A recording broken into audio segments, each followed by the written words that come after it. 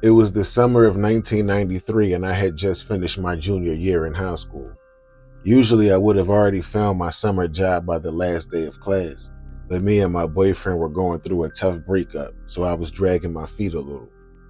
During recent summers, my best friend had been working the concession stand at the Carnival when it came to town. I asked her to see if she could get me a job that year. She said it was late notice, but she'd try. A few days later, she told me that the only positions they still had available were for late night cleaners. I hated the idea at first, but since I had nothing else lined up, I decided to give it a shot. It was nowhere near as bad as I thought it would be. Actually, it was fun. I worked with a crew of 4 other people, plus there was an armed guard on duty, so I was never alone and always felt safe. We would play the radio over the public address system while we cleaned the rods and booths. We could have as much cotton candy, soda, and hot dogs as we wanted. And some nights, when we got the cool security guards, we would hop the fence to the go-karts and go completely crazy for a few dozen laps. I could see why my best friend worked there every year. It was a piece of cake. The carnival usually stayed about a month, but that depended on how well the sales went. Business was good, so they extended the carnival another week. I loved it. One night, I came to work and saw the semi-truck trailers lined up on the far side of the parking lot. I knew the end was near, and I still hadn't figured out what I was doing with the rest of my summer. Also, there wasn't any music playing from the PA speakers. I knew that could only mean one thing. The short, mean, old, gray-haired security guard with the stick stuck up his butt was on duty tonight. Great. I walked through the front gate. The rest of the cleaning crew all had the same look on their faces. Tonight would be one of the boring ones. We strategized about our game plan and then we split up, all going to our respective corners of the park. We were going to work faster that night and hurry out. We could leave whenever the work was done, as long as it was done by 7 a.m. I took the Ferris wheel all by myself.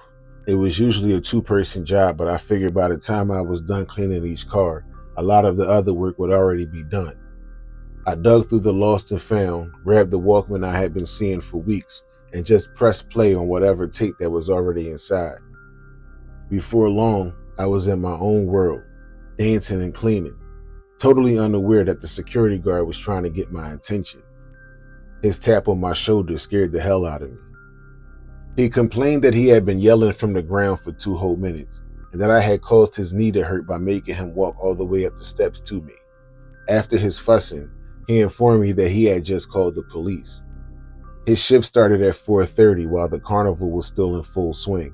He said he saw a man walking around the parking lot earlier wearing a heavy jacket and knit hat. Kinda odd for temperatures near 90 degrees.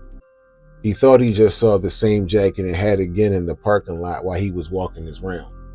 He was about to go inform the other cleaners and suggested that I lose the headphones and pay more attention to my surroundings. He reminded me that some of the gates were easy enough for a determined person to climb over. I thanked him. Then he hobbled back down the steps, off to tell the others. It was probably some homeless guy. Who else would want to break into a carnival? There was nothing really to steal except for cheap snacks and dusty stuffed animals. I put my music back on but angled the headphones so that I was only listening from one speaker. I kept my other ear free, mainly just so I wouldn't annoy the guard if he came back to talk to me. Cleaning the Ferris wheel took longer than I expected because someone had threw up in one of the cars. I had to walk a good distance to the supply closet and grab a mop and bucket, and then of course after I was done, I had to wheel it back. I stood in the closet for a few minutes. Even though it was night, it was still humid and warm out.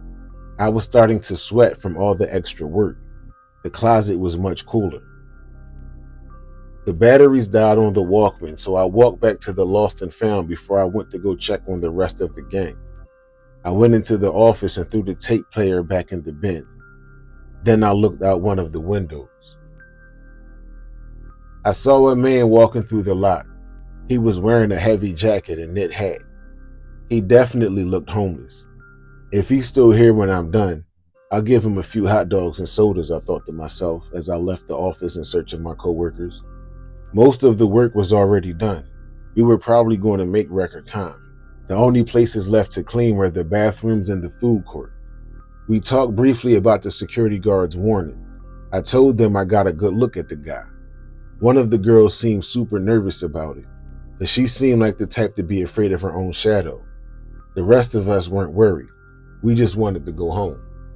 We decided I would start the food court alone. Two of them would take the ladies' room, the other two the men's. Then they would come help me finish up when they were done.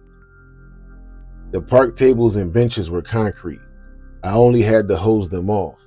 I'll start there and then have the others help me scrub the grease off the counters and drink machines. I grabbed the hose and got to work. When I was done, I decided to spray the hose over my face and hair to cool off some. As I was wiping the water from my eyes, I looked up and saw the man in the heavy jacket again. He was on the other side of a fence, but still only 30 feet from me. I told him he scared me. He had no reaction at all. I asked him if he needed anything, but again, nothing. He just stood there. It was kind of odd, but I figured he was on some type of drugs. It was the early 90s after all. I asked him if he was hungry, and that's when he finally responded. That is, if you consider him holding his hand out toward me a response. I told him I would be right back and that I was going to get him some food. I went in the kitchen and opened the fridge. I grabbed a few hot dogs and put them on one of the rotating metal grills we used to keep running all night. I heard the man rattle the gate. Relax, relax, I'm coming. I grabbed him a couple of sodas and started looking around for hot dog buns. I didn't see any, so I went in the back. I found some. It felt good to be doing something helpful for someone less fortunate. I came back out to the grill. I could hear faint voices from the other side of the building. The other cleaners must have gotten done, were on the way to help me finish. The nervous girl got to me before the others and teased me about eating more hot dogs. I told her it was for the homeless man who had been walking around. She looked at me like I was crazy. I asked her if he was still by the gate. She said she didn't see anyone. I wrapped his food up anyway and put it in a bag. I figured we'd see him again. The rest of the crew walked up and got right to work. A few minutes in, we heard the gate rattle again. I grabbed the man's bag of food and started back out to the tables. Before I could get far, there he was, standing a few feet away from me, on this side of the gate. Of course, he startled me. I didn't know what to do except to extend my arm out, offering him the hot dogs and sodas. He went to reach for the bag. His hand touched mine, and for whatever reason, his hand was freezing cold. I told him that the police were called and that he needed to leave. I don't know if it registered.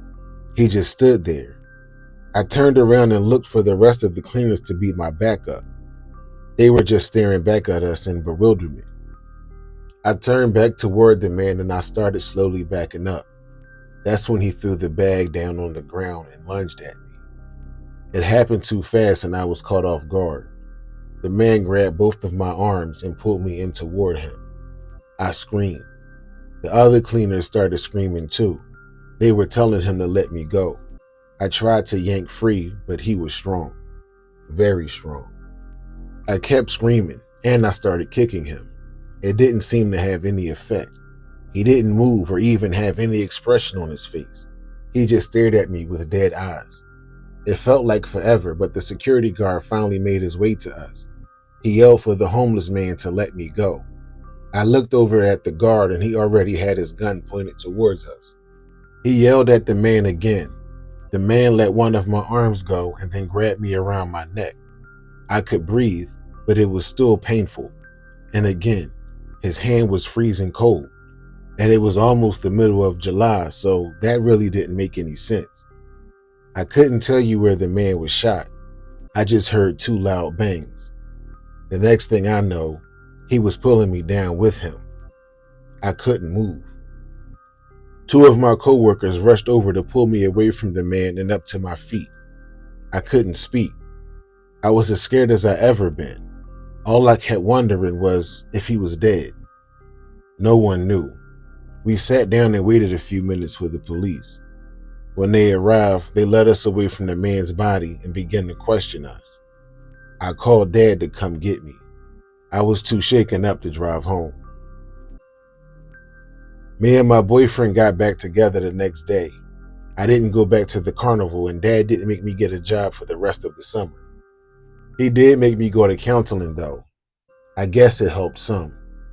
It was in one of my counseling sessions when I was retelling the story, I remembered something for the first time. There was no blood, none on my clothes and none around the body on the ground. When I asked the other coworkers about it, none of them had remembered seeing any blood either. For years, my sister joked that I was about to get abducted by aliens. My joke about her taking 6.5 years to finish college was always funnier to me. I kept waiting to see a story on the news or in the papers. It never came. I thought that was rather odd, but knew it was better off that way. I didn't want any of the attention. I was only contacted one more time by the police, and it wasn't much of an update. They basically said they had everything under control, and whenever they needed me, they would contact me. I guess that day never came. I did track down the security guard, and I thanked him for probably saving my life. He acted like it was just another day at the office. I offered to buy him lunch sometime. He told me he'd be in touch. I never heard from him again either. It's crazy to think that miserable old man who could hardly walk was an amazing shot. He turned out to be the coolest security guard of them all.